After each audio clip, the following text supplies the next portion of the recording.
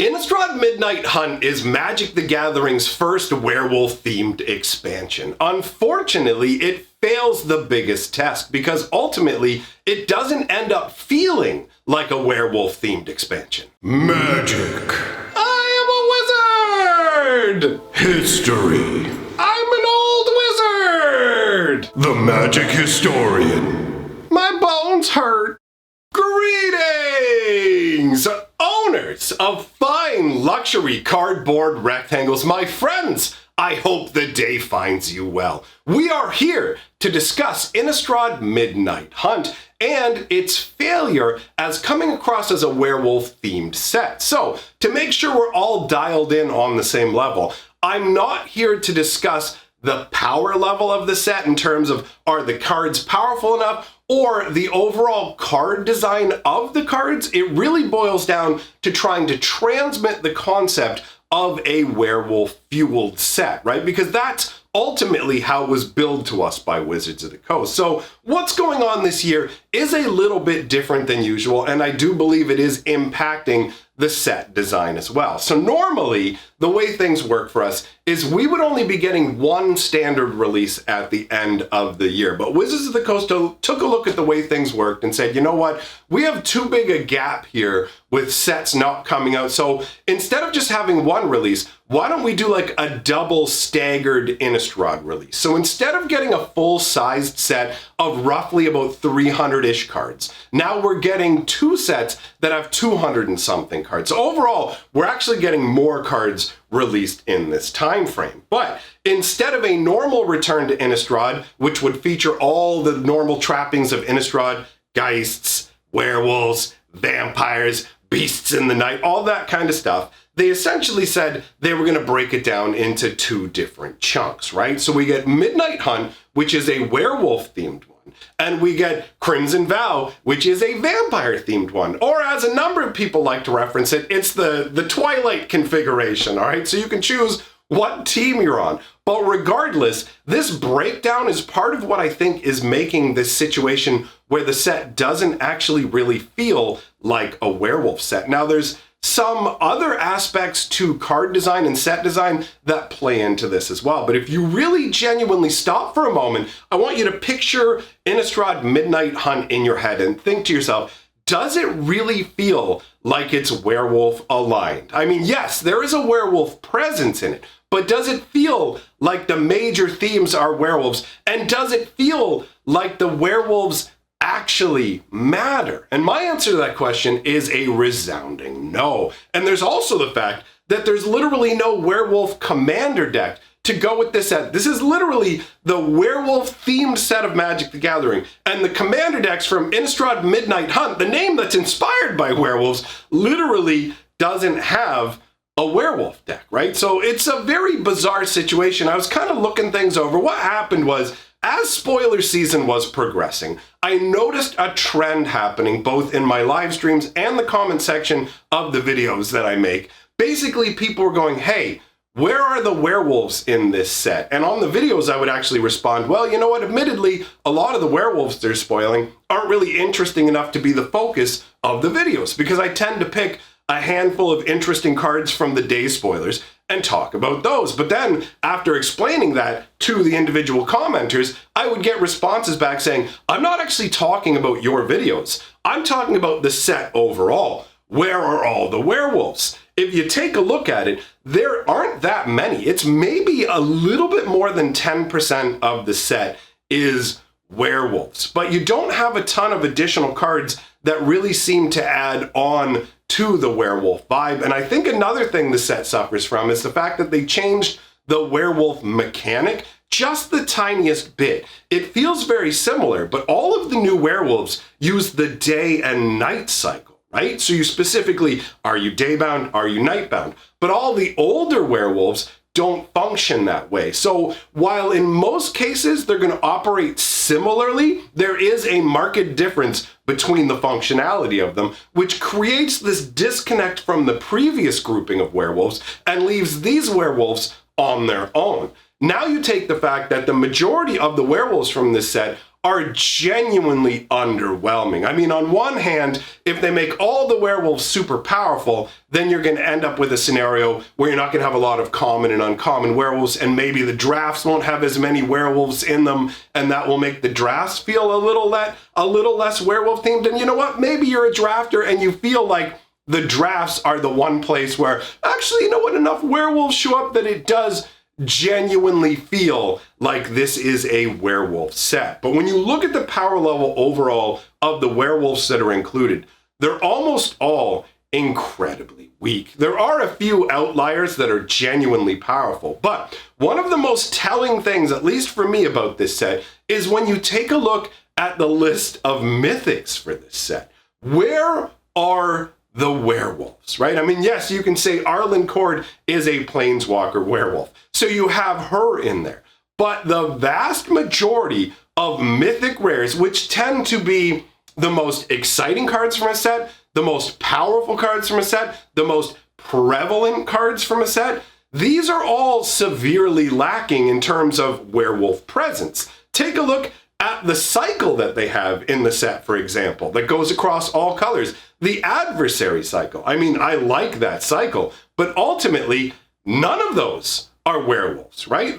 I'm not actually 100% sure what the adversary concept is supposed to be. Are these adversaries of the werewolves? Because there's even a wolf mixed in. So the adversary cycle could have been a great way to essentially represent like werewolves across all 5 colors, right? Predominantly, werewolves are going to show up in red and green, which is another reason that it's difficult to make a set that actually feels like it fits a particular theme, because it's hard to spread the werewolves across all the colors, although we do have a blue werewolf and things like that. But ultimately, the mythic rares is where this should have been showcased, right? You have a situation where there's almost no presence in the mythic rares of werewolves. In the rare section, there's barely a presence at all as well. There's a handful of rare ones, but the majority of the werewolves in the set are uncommon and common, and they are not good. So they're not really going to see play outside of draft. They're not grabbing anybody's attention.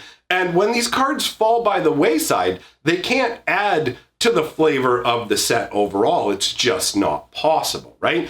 Then you have the fact that this set has to serve not just the story of its own set, but also the upcoming set. Or I guess it doesn't have to, but they made the choice to. So Innistrad Midnight Hunt, while it does have Arlen in the story searching for the Dawnheart Coven, the Celestis, and it does have Tolivar kind of going against her, it doesn't really feel like the werewolves are in any way important to the story of Innistrad Midnight Hunt. Do you know what I mean? Like, currently, to me, at least, and I mean, I do still need to flesh out my full understanding of the story. I haven't delved completely into the story. But at this point, my feeling is that the werewolves are there. Sure, they're a part of it, but they're not necessary. You could replace the group of werewolves with any other group of, like, good guy versus bad guys, and it wouldn't change anything. There's nothing inherently about the werewolves that feels like they're keyed into the story. You know what I mean? Like, I've looked through the cards in the set, and to me,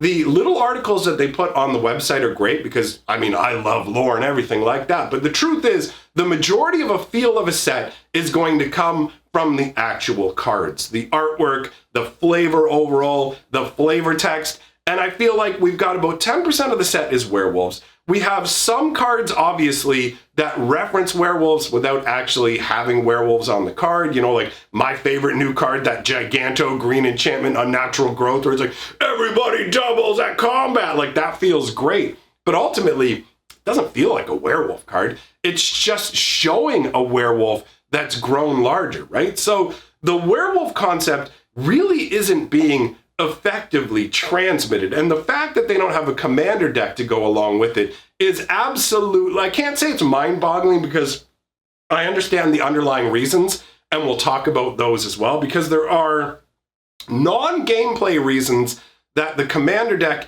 isn't a werewolf deck. So basically how it works is, and this is the simplest way to put it, werewolves cost twice as much money to make as anything else. And you may go, wait a minute, why are werewolves more expensive? Well, the reason is because werewolves are always double-faced cards, right? We don't have just one-side werewolves, unless you go way back in Magic's history and look at like these few outlier werewolves they made like way back in the day that have nothing to do with current day werewolves. But all current era werewolves are all flip-floppers, right? So that means they cost twice as much money because you have to spend more time designing them. You have to pay for 2 pieces of artwork, and that's one of the biggest sticking points right there. The pieces of artwork are one of the key reasons that there isn't a Werewolf Commander deck. We actually recently got a little bit of enlightenment in this regard from Rosewater putting out a Blogotog post where he said that essentially each product, each set is given a limited budget based on how much that stuff sells for. So if you want more money for the budget for a set, that set has to sell for more. So amazingly enough, sets like Modern Horizons 2 will have a higher budget, even though it seems like a lot of the artwork they're using is just art they already have on file. But either way, the point remains is that they just didn't have the money in the budget to be able to make double-faced cards because each one ratchets up the cost. So for these commander decks, they literally had their hands tied and said, no, you can't make double-faced commander cards because it costs too much for the product. Now, there is another reason that was pointed out, although this one to me is not, it's secondary to the actual expense issue, and that is people expect to be able to open the commander decks and just play them without having to use sleeves or having extra notation cards, which to me really just sounds like kind of dancing around and not wanting to talk about the fact that it literally just costs more. But Rosewater came out and directly said that was the case. So you've got the commander deck. It can't actually be a werewolf deck based on costs. So that helps to really take away the feel of the werewolf set when you can't have a werewolf deck, right? And then you've also got the fact, as I previously mentioned, that the story for Crimson Vow also kinds of needs to have seeds planted for it, and ultimately seems like it's going to be more exciting and interesting, right? Like you've got this scenario where what's the story of Midnight Vow, or Midnight Hunt. The story of Midnight Hunt is that the nights are getting longer and longer, and it's making werewolves and vampires act up, and you've got to use this gigantic Celestis to kind of figure out a way to wheel time back into alignment so you've got a proper day-night cycle. But what about that specifically is keyed to werewolves? Nothing. It's the exact, it presents the exact same problem with the vampires, right? So this is basically werewolves and vampires are both threats. Right from the very beginning of the story for Innistrad Midnight Hunt, they're talking about how the story starts out with a vampire like causing havoc and running off, and how they're becoming more emboldened and causing more damage. And Arlen Court is literally investigating the actions of vampires. So the vampires are tied in from the get-go. Then you've got the fact that like we only get 5 story spotlight cards per set roughly. I don't think they vary from that. And at least one of the spotlight cards has nothing to do with the story of Midnight Hunt. It literally talks about how Soren's father's body has been stolen from its resting place, right? And this is leading up to, you guys remember I said however long ago in one of my videos, I'm like, Edgar Markov is going to most likely be marrying Olivia. And I had a bunch of people saying to me, nah, wait, isn't Edgar like, he's gone. How are we even supposed to bring him back? What are you talking about? It can't be him. It's got to be Soren or whatever else. But now we've got this story beat right there nestled into Midnight Hunt saying, yo, we've stolen the body. And that, to me, feels like a bigger story beat than anything that happens in Midnight Hunt. So Midnight Hunt has to serve the story of Crimson Vow, but Crimson Vow doesn't really have to do that for Midnight Hunt. It can wrap up its story. I think Crimson Vow is probably going to have an easier time delivering a full-on vampire flavor